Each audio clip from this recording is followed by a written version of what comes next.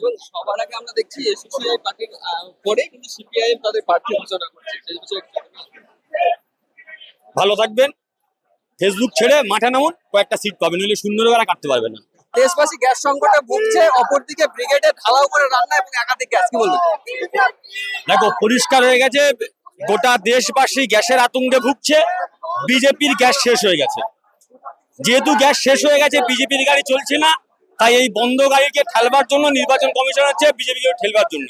বাংলার মানুষ বুঝে গেছে বিজেপির গ্যাস নেই, এই গ্যাস নিয়ে বাংলা নির্বাচন জিততে পারবে না। এবং অপরদিকে শুভেন্দু অধিকারী বলছে যে খামিনির বাড়ির সামনে গিয়ে প্রোটেস্ট করতে, যখন সংসদ ভবনের বাইরে আমাদের সংসদরা, তৃণমূল কংগ্রেসের সাংসদরা প্রোটেস্ট করছে সেইটা নিয়ে। কার কথা বলেছে তুমি?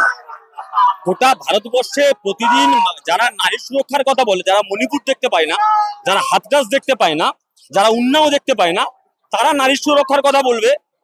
ক্ষমা করো ভাই, শুভেন্দুদার মুখে সব কথা মানায় না।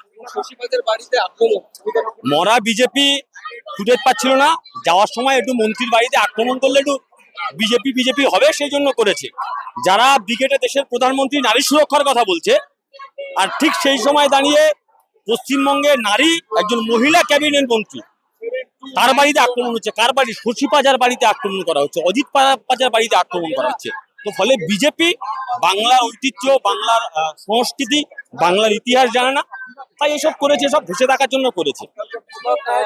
ভোটের নির্ঘণ্ট বেজে গেছে, ভোট ঘোষণা হয়ে গেছে, সেই জায়গাতে মুখ্য নির্বাচন যে মুখ্য সচিব, তাকে বদলি করে দেওয়া হচ্ছে।